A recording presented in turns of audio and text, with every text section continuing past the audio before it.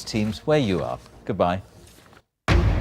Hello, welcome to Look North. In the programme tonight, the father and son both heading out to Afghanistan, leaving behind a wife and mother with her own battle to fight. As a family, we've learned to stay positive. We've learned that. We've had to. Also tonight, rising waters, rising prices. A trip to the fruit and veg market confirms the floods are going to hit us all in the pocket. But one city can sleep easier after its multi-million-pound flood defences are completed.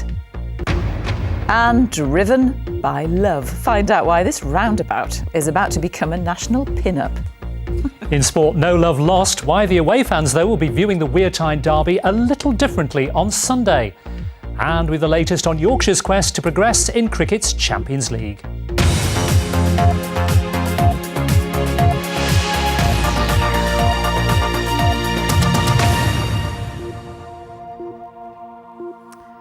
It's tough for every family who has a loved one serving in Afghanistan, but tonight we've the story of one family who are facing an incredibly testing time indeed. Jo Malone will be left behind in Catterick Garrison in North Yorkshire by both her husband and her son, who are both serving soldiers in the same regiment. Well, on top of that, she's fighting her own battle against cancer. Our reporter Jonathan Swingler has been spending time with the family. Like many fathers and sons, Mark and Sam Malone enjoy spending time together. Sam is following in his father's footsteps. Both of them are in the Mercian Regiment and will be in Helmand on a 6-month tour. They're based at Marne Barracks at Catterick. Mark will be at Camp Bastion. Sam will be at a forward operating base. The last tour of Helmand in 2010 saw heavy casualties and they lost 12 men. You know, he's going to be forward, and you're also going to worry about your own son, aren't you? But he should do all right. You know, I've been on numerous tours, so hopefully he'll be fine. Yeah, I think if it was a tour like last one, I think they was expecting that. Obviously not as bad. So I think if it was something like that, I'd be a bit worried. But we've been told what sort of tour it's going to be and not to expect anything like the last one. So I'm more excited. Just want to get out there now. Mark's wife, Sam's mum, has had a difficult time. Last year, she was diagnosed with breast cancer. She's now in remission. It's not over yet, though. She's due to have an operation in the new year, but she'll have to take 3 months off from her job as a cleaner. We just had to be positive.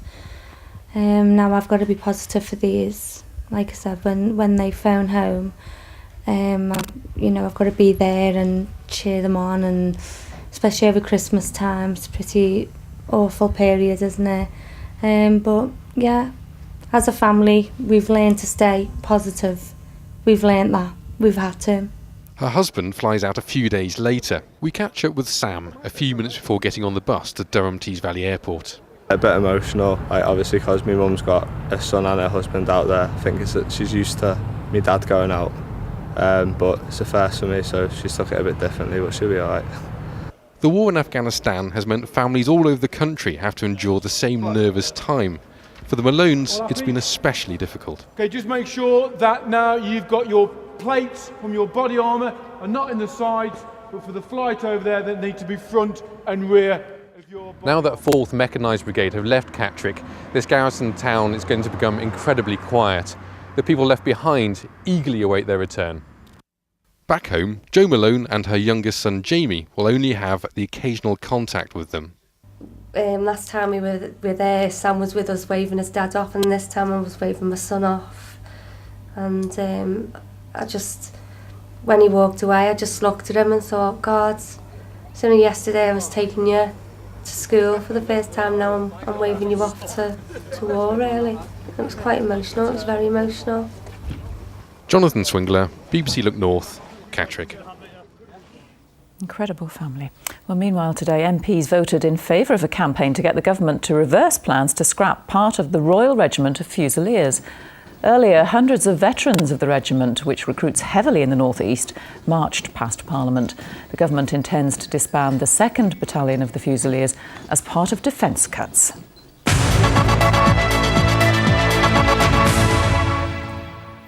Six people appeared before Carlisle magistrates today after a man was killed outside his home on Sunday. 2 men and a woman have been charged with murder, and 3 men have been charged with assisting an offender.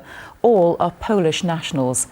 32-year-old Piotr Kalinski, who was originally from Poland, died outside his home in Arnside Road in Harrowby. Concerns have been raised in Parliament that Durham Tees Valley Airport has failed in its bid for cash from the Regional Growth Fund to build a freight terminal. Falling passenger numbers mean the airport was close to going out of business last year, and it was hoped this scheme would create hundreds of jobs and regenerate Durham Tees Valley. The airport will find out tomorrow, but there are reports that it hasn't made the shortlist of successful bids.